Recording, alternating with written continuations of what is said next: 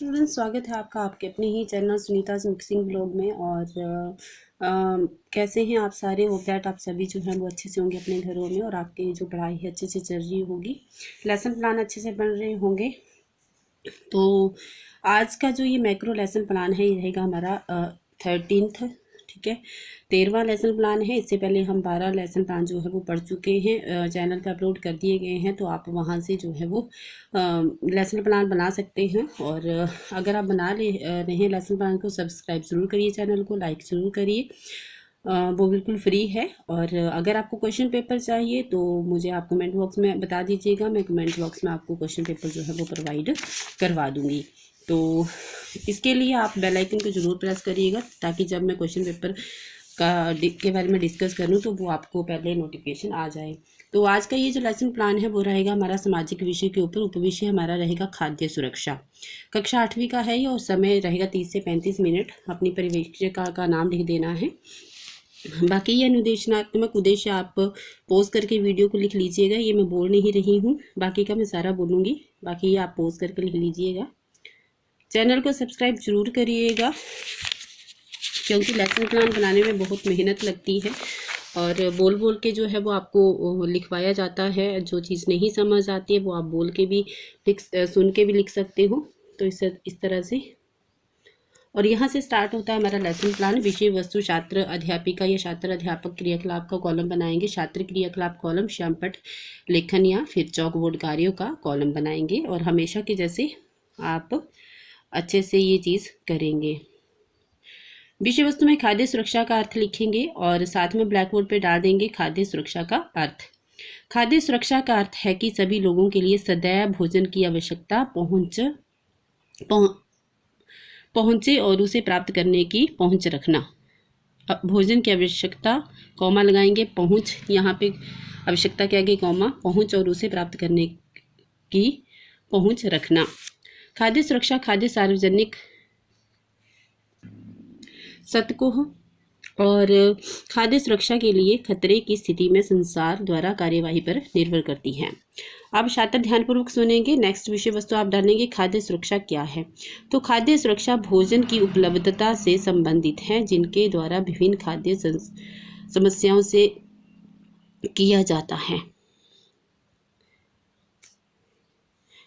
भोजन हमारे लिए उतना ही आवश्यक है जितना कि सांस लेने के लिए वायु।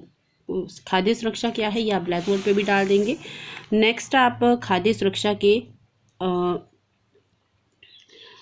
आयाम जो है वो डालेंगे विषय वस्तु में और साथ में ब्लैक बोर्ड पे भी लिखेंगे। तो खाद्य सुरक्षा के मुख्यतः 3 आयाम हैं। खाद्य उपलब्धता, पहुंच वो, सामर्थ्य। खाद्य उपलब्धता का तात्पर्य देश में खाद्य उत्पादन, खाद्य आयाम और तथा सरकारी अनाज भंडारों में पिछले वर्गों का संघटक है, स्टॉक है। ये स्टॉक आधा सर लगाइएगा। छात्र आपस में विचार विमर्श करते हैं। आगे हैं पहुंच का अर्थ है कि प्रत्येक व्यक्ति को खाद्य मिलता है यानी भोजन मिलता है। सामर्थ्य से भोजन की आवश्यकताओं को पूरा करने के लिए पर्याप्त और भोजन खरीदने के लिए धन उपलब्ध है। सभी छात्र ध्यानपूर्वक सुनते हुए खाद्य सुरक्षा की आवश्यकता आप ब्लैक बोर्ड पे भी डालेंगे और विषय वस्तु में भी। समाज का अधिक गरीब वर्ग हर समय खाद्य असुरक्षा से ग्रस्त होता है। इसका कारण भूकंप, सूखा, सुनामी, बाढ़, फसलों के खराब होने से पैदा अकाल इत्यादि पैदा निर्धनता रेखा के ऊपर लोगों की खाद्य सुरक्षा से ग्रस्त हो सकते हैं। तो छात्रों आप सभी को चार्ट के द्वारा खाद्य सुरक्षा के बारे में समझाऊंगी या समझाऊंगा। छात्र चार्ट की ओर ध्यानपूर्वक देखते हुए। तो इस तरह से आपको एक मिनिएचर खाद्य सुरक्षा का बनाना है सुंदर सा। आप अपने हिसाब से इसको डेकोरेट कर सकते हैं। तो खाद्य किसी आपदा